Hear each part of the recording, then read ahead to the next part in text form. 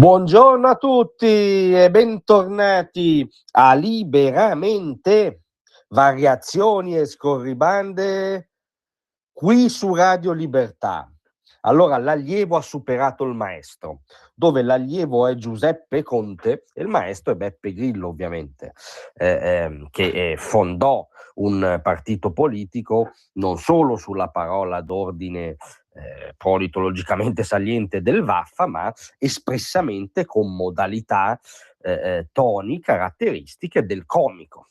Ebbene, Conte va oltre Grillo anche in questo, perché ormai la sceneggiata della sua ipotetica audizione in commissione Covid eguaglia le vette massime della commedia italiana. Siamo in zona Principe de Curtis in arte Totò, siamo in zona Edoardo, è un gioco delle tre carte continuo ultra virtuosistico che incorona Conte come appunto uno dei massimi esponenti della commedia all'italiana. Perché in estrema sintesi qual è l'ultimo sviluppo? L'ultimo sviluppo è la lettera piena di vibrante indignazione di Conte alla commissione, al presidente della commissione parlamentare sulla gestione dell'emergenza sanitaria, Marco Lisei di Fratelli d'Italia, dove Conte, con toni indignati, proprio di uno che è lì, che non vede sull'uscio, non vede l'ora di entrare e farsi audire, dice: ma insomma, fissatemi la data dell'audizione, sentitemi, smettetela di strumentalizzare questa vicenda, io non vedo l'ora di farmi sentire, convocatemi. E come gli ha fatto notare Lisei, ma tutti gli esponenti del centrodestra della commissione, ma come li fa notare la realtà, omettendo lievemente che la precondizione per rendere formalmente possibile la sua convocazione, cioè per permettere di fissare una data in cui si sente Giuseppe Conte in veste di testimone, sono le sue dimissioni da membro della commissione medesima, per evitare anche formalmente quella condizione di oggettivo conflitto di interessi in cui Conte, che è un personaggio pirandelliano e quindi abituato a districarsi, ma vestirebbe due ruoli in commedia, no? Quello del testimone e quello dell'esaminatore.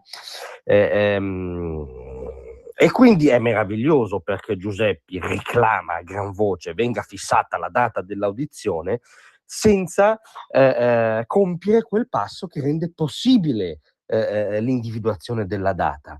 È veramente un processo funambolico davanti a cui siamo oggettivamente ammirati.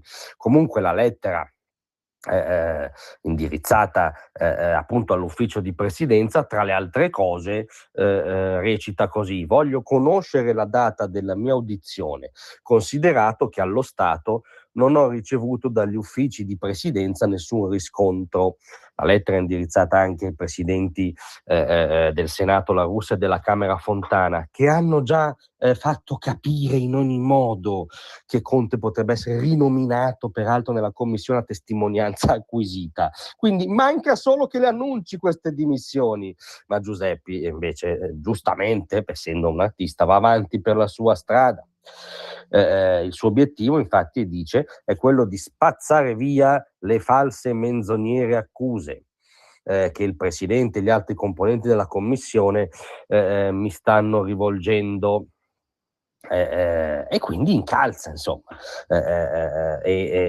bacchetta quasi il presidente Lisei e la commissione stessa per non aver fissato ancora la data. Capite, scusate, che così è un cortocircuito spazio-temporale meraviglioso, cioè così possiamo andare avanti all'infinito. Conte ha cristallizzato l'attimo appunto in un momento che può ripetere virtuosisticamente all'infinito. Convocatemi! Ma allora, ma perché non mi convocate? Ma io sono pronto.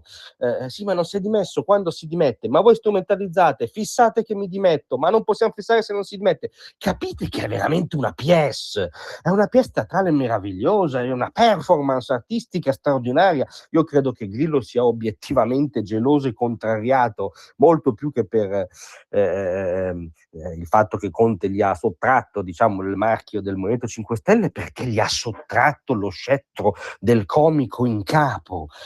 Ora, e noi, ripeto, saremmo ammirati se non ci fosse anche il lato poi serio, contenutistico, di merito della questione, se non si parlasse della gestione della più grande emergenza sanitaria del dopoguerra, se non ci fossero in ballo commesse obiettivamente con cifre anomale come quella di 1,2 miliardi per società cinesi appena costituite, che produssero mascherine che 2 tribunali hanno decretato sostanzialmente farlocche, quindi non in quel momento dannose per la salute, perché non soddisfacendo lo scopo per cui erano pensate.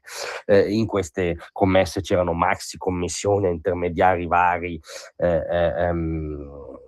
tra cui in questi altri casi intermediari che spendevano, millantando sicuramente il nome di Conte, l'amicizia di Conte, commessa anche per lo studio Alpa da cui veniva Conte. C'è una responsabilità giuridica personale di Conte? Niente affatto, ma non è un tribunale, infatti, è una commissione politica, la cui data per audire Conte può essere fissata adesso se Conte annunciasse le sue dimissioni, ma vorrebbe dire dismettere la commedia, entrare nella realtà.